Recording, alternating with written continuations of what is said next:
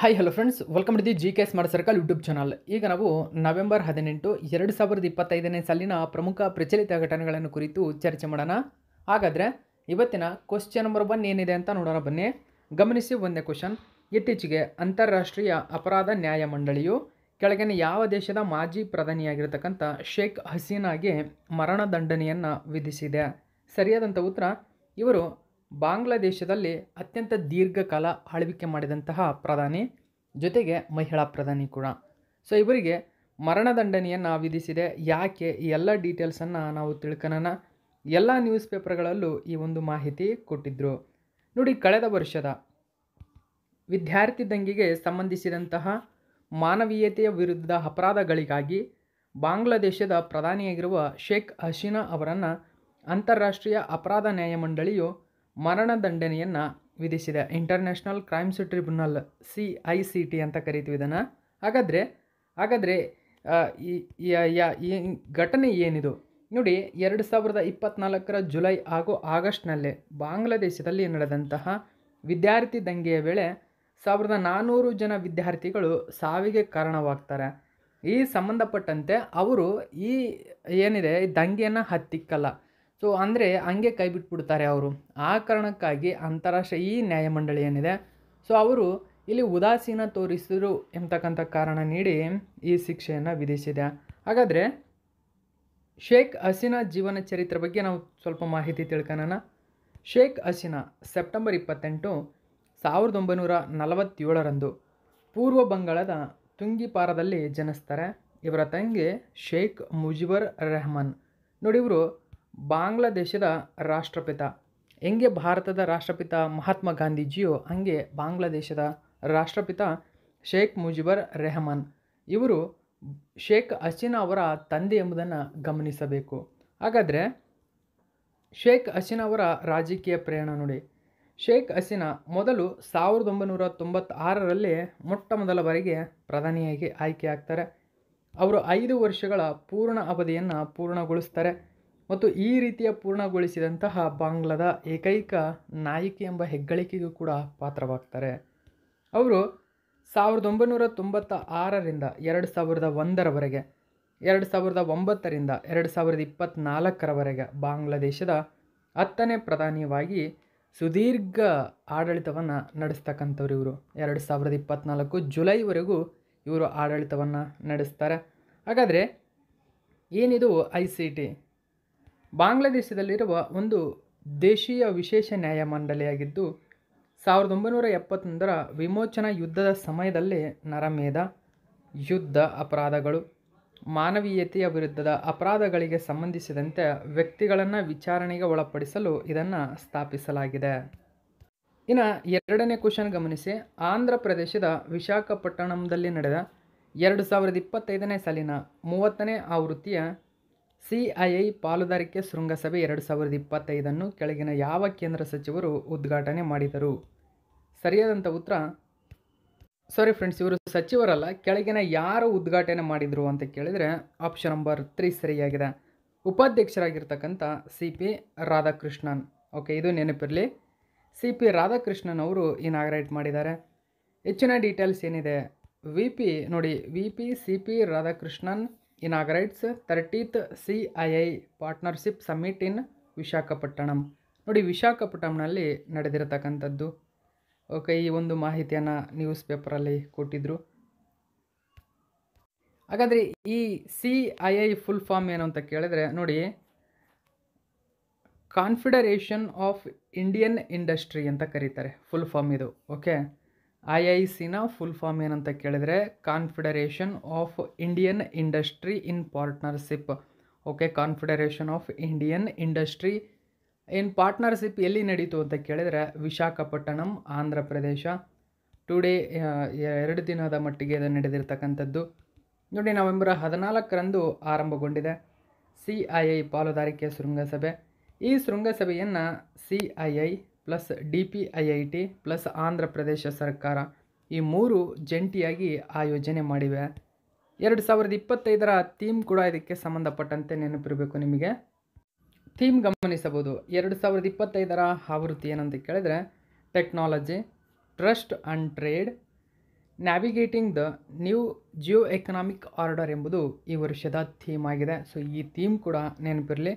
ಹಾಗಾದರೆ ಈ ಶೃಂಗಸಭೆಯಲ್ಲಿ ಯಾವ ಯಾವ ವಲಯಗಳ ಮೇಲೆ ಕೇಂದ್ರೀಕರಿಸಲಾಗುತ್ತದೆ ಅಥವಾ ಗಮನಿಸುವ ವಲಯಗಳು ಯಾವುವು ಅಂದರೆ ಡ್ರೋನ್ ವಲಯ, ಎಲೆಕ್ಟ್ರಾನಿಕ್ಸ್, ಏರೋಸ್ಪೇಸು, ಸೆಮಿಕಂಡಕ್ಟರ್ ವಲಯ, ರಕ್ಷಣಾ ವಲಯ, ಬಾಹ್ಯಾಕಾಶ ವಲಯ, ಈ ಎಲ್ಲ ವಲಯಗಳ ಮೇಲೆ ಈ ಶೃಂಗಸಭೆ ಆಯೋಜನೆಗೊಂಡಿದೆ. ಸೊ ಈ ವಲಯಗಳು ತುಂಬ ಇಂಪಾರ್ಟೆಂಟ್ ಆಗುತ್ತೆ, ನೆನಪಿರಬೇಕು. ಹಾಗಾದರೆ CII ಪಾಲುದಾರಿಕೆ ಶೃಂಗಸಭೆಯನ್ನು ಮೊದಲು 1995ರಲ್ಲಿ ಪ್ರಾರಂಭಿಸಲಾಯಿತು. DPIIT ವಾಣಿಜ್ಯ ಮತ್ತು ಕೈಗಾರಿಕಾ ಸಚಿವಾಲಯದ ಅಡಿಯಲ್ಲಿ ಕಾರ್ಯನಿರ್ವಹಿಸುತ್ತದೆ. ನೆಕ್ಸ್ಟು 4ನೇ ಕ್ವಶನ್ ನೋಡಿ. ಇತ್ತೀಚೆಗೆ ಸುದ್ದಿಯಲ್ಲಿರುವ ಮೇಕೆದಾಟು ಯೋಜನೆಯನ್ನು ಕರ್ನಾಟಕದ ಕೆಳಗಿನ ಯಾವ ನದಿಗೆ ಅಡ್ಡಲಾಗಿ ನಿರ್ಮಿಸಲಾಗಿದೆ? ನೋಡಿ, ಮೇಕೆದಾಟು ಯೋಜನೆ ಸುದ್ದಿಯಲ್ಲಿದೆ. ಈ ಯೋಜನೆಯನ್ನು ಗಮನಿಸಬಹುದು. ಕಾವೇರಿ ನದಿಯು ಅದರ ಉಪನದಿಯಾದ ಅರ್ಕಾವತಿ ನದಿಯೊಂದಿಗೆ ಜೊತೆಯಾಗಿ ಇದನ್ನು ನಿರ್ಮಿಸಲಾಗ್ತಾ ಇದೆ. ಹಾಗಾದರೆ ಏನಿದು ಪ್ರಕರಣ? ನೋಡಿ, ರಾಜ್ಯಕ್ಕೆ ಸುಪ್ರೀಂ ಕೋರ್ಟ್ನಿಂದ ಜಯ ದೊರೆತಿದೆ. ಸೊ ಮೇಕೆದಾಟು ಯೋಜನೆಯಿಂದ ಏನು ಜಯ ದೊರೆತಿದೆ? ಪ್ರಜಾವಾಣಿ ನ್ಯೂಸ್ ಪೇಪರಲ್ಲಿ ಒಂದು ಮಾಹಿತಿಯನ್ನು ಕೊಟ್ಟಿದ್ದರು, ಗಮನಿಸಿ. ಕಾವೇರಿ ನದಿಗೆ ಅಡ್ಡಲಾಗಿ ಮೇಕೆದಾಟು ಸಮತೋಲನ ಜಲಾಶಯ ನಿರ್ಮಿಸುವ ಕರ್ನಾಟಕ ಸರ್ಕಾರದ ಯೋಜನೆ ವಿರುದ್ಧ ತಮಿಳುನಾಡು ಸರ್ಕಾರ ಸಲ್ಲಿಸಿದ್ದಂತಹ ಅರ್ಜಿಗಳನ್ನು ಸುಪ್ರೀಂ ಕೋರ್ಟ್ ಗುರುವಾರ ವಜಾಗೊಳಿಸಿದೆ. ಇದರಿಂದ ತಮಿಳುನಾಡಿಗೆ ಭಾರೀ ಹಿನ್ನಡೆಯಾಗಿರತಕ್ಕಂಥದ್ದು ಕಂಡುಬಂದಿದೆ. ಹಾಗಾದರೆ ಏನಿದು ಮೇಕೆದಾಟು ಯೋಜನೆ? ಕರ್ನಾಟಕವು ಪ್ರಸ್ತಾಪಿಸಿದಂತಹ ಬಹು ಉಪಯೋಗಿ ಯೋಜನೆ ಇದಾಗಿದ್ದು ಕುಡಿಯುವ ನೀರು ಮತ್ತು ವಿದ್ಯುತ್ಗೆ ಸಂಬಂಧಪಟ್ಟಿದೆ. ಇದು ಕರ್ನಾಟಕದ ರಾಮನಗರ ಜಿಲ್ಲೆಯ ನೋಡಿ ಕನಕಪುರ ಬಳಿಯ ಸಮತೋಲನ ಜಲಾಶಯವನ್ನು ನಿರ್ಮಿಸುವುದನ್ನು ಒಳಗೊಂಡಿದೆ. ಇದು ಮುಖ್ಯವಾಗಿ ಬೆಂಗಳೂರಿನಿಂದ ಸುಮಾರು 90 ಕಿಲೋಮೀಟರ್ ದೂರದಲ್ಲಿದೆ ಮತ್ತು ತಮಿಳುನಾಡಿನ ಗಡಿಯಿಂದ 4 ಕಿಲೋಮೀಟರ್ ದೂರದಲ್ಲಿದೆ. ಇದರಿಂದ ಬೆಂಗಳೂರಿಗೆ ಕುಡಿಯುವ ನೀರು ಒದಗಿಸಲು ಮತ್ತು 400 ಮೆಗಾವ್ಯಾಟ್ ವಿದ್ಯುತ್ ಉತ್ಪಾದಿಸುವ ಉದ್ದೇಶಿಸಲಾಗಿದೆ. ನೋಡಿ, ಈ ಯೋಜನೆ ಕುಡಿಯುವ ನೀರಿಗೆ ಮತ್ತು ವಿದ್ಯುತ್ ಉತ್ಪಾದನೆಗೆ ಸಂಬಂಧಪಟ್ಟಿದೆ. ಕಾವೇರಿ ನದಿಯು ಅದರ ಉಪನದಿಯಾದ ಅರ್ಕಾವತಿ ನದಿಯೊಂದಿಗೆ ಸಂಗಮಿಸುವ ಸ್ಥಳದಲ್ಲಿ ಈ ಯೋಜನೆಯನ್ನು ಪ್ರಸ್ತಾಪಿಸಲಾಗಿದೆ. ಆಣೆಕಟ್ಟಿನ ನಿರೀಕ್ಷಿತ ಸಾಮರ್ಥ್ಯ ಎಷ್ಟು ಅಂತ ಕೇಳಿದರೆ 66 TMC, ಅಂದರೆ 1000 ಮಿಲಿಯನ್ ಘನ ಮೀಟರ್ ನೀರು ಹಿಡಿತಕ್ಕಂಥದ್ದು. ಒಮ್ಮೆ ಈ ಯೋಜನೆ ಪೂರ್ಣಗೊಂಡ ನಂತರ ಬೆಂಗಳೂರು ನಗರಕ್ಕೆ ಕುಡಿಯುವ ಉದ್ದೇಶಗಳಿಗಾಗಿ 4 TMCಗಿಂತ ಹೆಚ್ಚು ನೀರನ್ನು ಪೂರೈಸುವ ನಿರೀಕ್ಷೆ ಇದೆ. 5,000 ಹೆಕ್ಟರ್ಗೂ ಹೆಚ್ಚು ಪ್ರದೇಶವನ್ನು ಒಳಗೊಂಡಂತಹ ಈ ಯೋಜನೆಯನ್ನು ಪೂರ್ಣಗೊಳಿಸಲು ಅಂದಾಜು ವೆಚ್ಚ 14,000 ಕೋಟಿ ರೂಪಾಯಿ ಸರ್ಕಾರ ಹಾಕಿಕೊಂಡಿರತಕ್ಕಂಥದ್ದು. ಸುಪ್ರೀಂ ಕೋರ್ಟ್ ಕಾವೇರಿ ನೀರಿನ ಹಂಚಿಕೆಯನ್ನು ಇತ್ಯರ್ಥಪಡಿಸಿದೆ. ಕರ್ನಾಟಕವು 177.25 ಸಾವಿರ ಮಿಲಿಯನ್ ಘನ ಅಡಿ ನೀರನ್ನು ಬಿಡುಗಡೆ ಮಾಡಬೇಕಾಗಿತ್ತು. ಯಾವುದಕ್ಕೆ?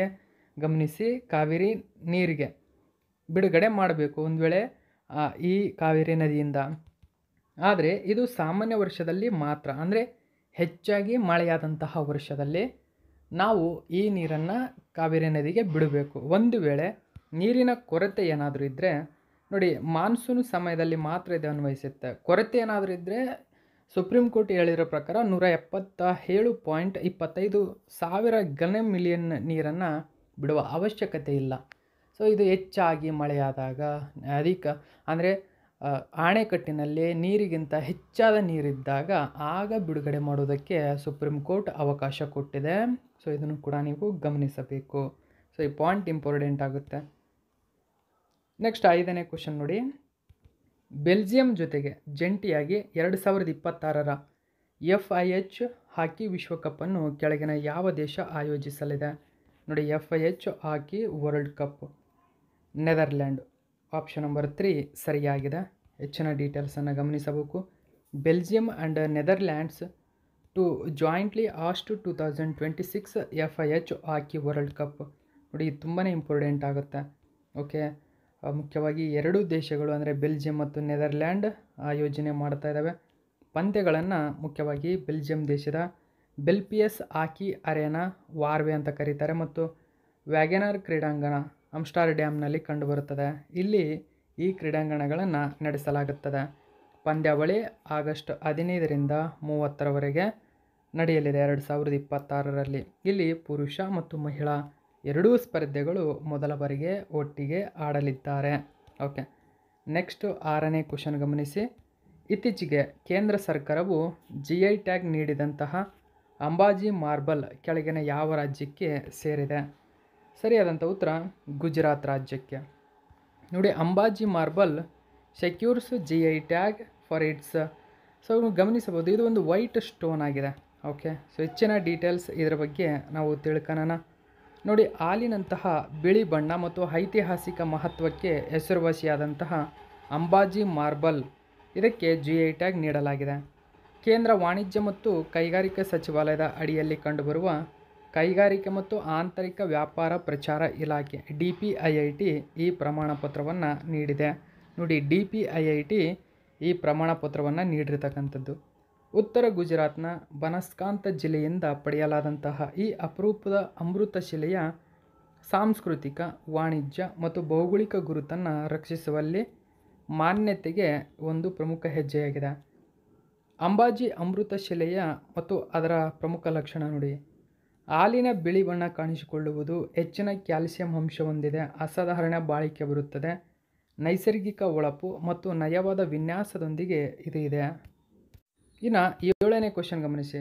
ರಾಷ್ಟ್ರೀಯ ಪತ್ರಿಕಾ ದಿನವನ್ನು ಯಾವಾಗ ಆಚರಿಸಲಾಗುತ್ತದೆ? ಸರಿಯಾದಂಥ ಉತ್ತರ ನವೆಂಬರ್ 16. ನೋಡಿ, ಪ್ರತಿ ವರ್ಷ ನಾವು ನವೆಂಬರ್ 16ರಂದು ನ್ಯಾಷನಲ್ ಪ್ರೆಸ್ ಡೇನ ಆಚರಣೆ ಮಾಡ್ತೀವಿ. ಓಕೆ, ಜರ್ನಲಿಸಮ್ಗೆ ಸಂಬಂಧಪಟ್ಟಂಥ ಪ್ರಮುಖ ದಿನಾಚರಣೆ ಇದು. ನೋಡಿ, ನವೆಂಬರ್ 16ರಂದು ಭಾರತವು ರಾಷ್ಟ್ರೀಯ ಪತ್ರಿಕಾ ದಿನವನ್ನು ಆಚರಿಸುತ್ತದೆ. ಭಾರತದಲ್ಲಿ ನೋಂದಾಯಿತ ಪ್ರಕಟಣೆಗಳ ಸಂಖ್ಯೆಯು ಗಣನೀಯವಾಗಿ ಹೆಚ್ಚಾಗಿದೆ.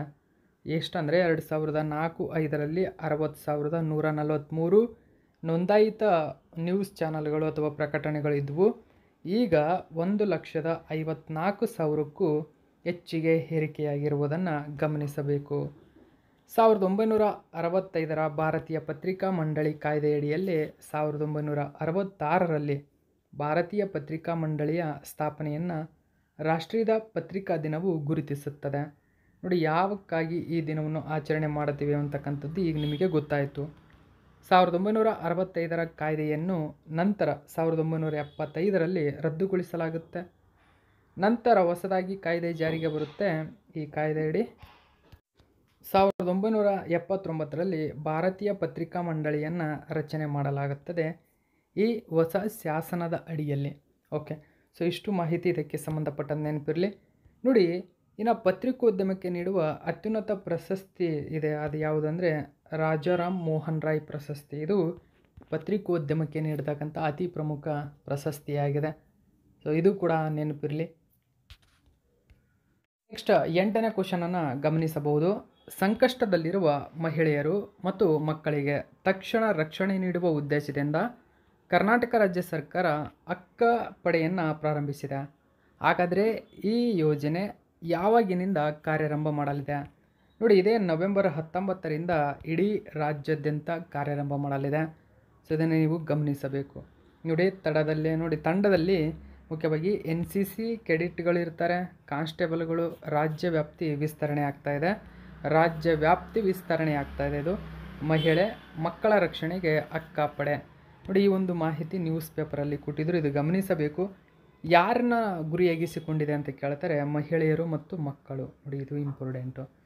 ಮಹಿಳೆಯರು ಮತ್ತು ಮಕ್ಕಳಿಗೆ ತಕ್ಷಣ ರಕ್ಷಣೆ ನೀಡುವ ಹಾಗೂ ಸಕಾಲಿಕವಾಗಿ ಸಹಾಯ ಹಸ್ತ ನೀಡುವ ಉದ್ದೇಶದಿಂದ ಈ ಯೋಜನೆ ಪ್ರಾರಂಭಗೊಂಡಿದೆ. ಈ ಯೋಜನೆ ಮುಖ್ಯವಾಗಿ ನವೆಂಬರ್ 19ರಿಂದ ಕಾರ್ಯಾರಂಭ ಮಾಡ್ತಾ ಇದೆ. ನೋಡಿ, ಈ ಯೋಜನೆಯನ್ನು ಆಲ್ರೆಡಿ 2 ವರ್ಷಗಳ ಹಿಂದೆ ಬೀದರ್ನಲ್ಲಿ ಪ್ರಾಯೋಗಿಕವಾಗಿ ಪ್ರಾರಂಭಿಸಲಾಗಿತ್ತು. ಅಲ್ಲಿ ಯಶಸ್ವಿಯಾಗಿದ್ದರಿಂದ ಈ ಪಡೆಯನ್ನು ರಾಜ್ಯ ವ್ಯಾಪ್ತಿ ವಿಸ್ತರಿಸಲಾಗ್ತಾ ಇದೆ. ಮೊದಲ ಹಂತದಲ್ಲಿ ಕಲ್ಯಾಣ ಕರ್ನಾಟಕದ 7 ಜಿಲ್ಲೆಗಳು ಉಡುಪಿ, ಮೈಸೂರು, ಮಂಗಳೂರು, ಬೆಳಗಾವಿ, ಬೆಂಗಳೂರು ಸೇರಿದಂತೆ 5 ಜಿಲ್ಲೆಗಳಲ್ಲಿ ಇದನ್ನು ಜಾರಿಗೆ ತರಲಾಗ್ತಾ ಇದೆ. ನೋಡಿ, ಇದು ಮಹಿಳಾ ಮತ್ತು ಮಕ್ಕಳ ಅಭಿವೃದ್ಧಿ ಇಲಾಖೆ ಹಾಗೂ ಪೊಲೀಸ್ ಇಲಾಖೆಯ ಸಹಯೋಗದೊಂದಿಗೆ ಈ ಪಡೆ ಕಾರ್ಯನಿರ್ವಹಿಸಲಿದೆ. ಇಲ್ಲಿ ಯಾರು ಇದರ ನೇತೃತ್ವವನ್ನು ವಹಿಸಿದ್ದಾರೆ ಎಂಬುದು ಇಂಪಾರ್ಟೆಂಟ್ ಆಗುತ್ತೆ. ಮಹಿಳಾ ಮತ್ತು ಮಕ್ಕಳ ಅಭಿವೃದ್ಧಿ ಇಲಾಖೆ ಹಾಗೂ ಪೊಲೀಸ್ ಇಲಾಖೆ, ಇದು ನೆನಪಿರಬೇಕು ನಿಮಗೆ. ಇಷ್ಟು ಮಾಹಿತಿ ಇದಕ್ಕೆ ಸಂಬಂಧಪಟ್ಟಂತೆ ನೆನಪಿರಲಿ. ಸೊ ಇದು ಇವತ್ತಿನ ಪ್ರಮುಖ ಪ್ರಚಲಿತ ಘಟನೆ. ಇದೇ ತರಹದ ಮಾಹಿತಿಯೊಂದಿಗೆ ಮತ್ತೆ ನಿಮ್ಮನ್ನು ಭೇಟಿ ಆಗ್ತೀನಿ. Thank you so much for watching my video friends.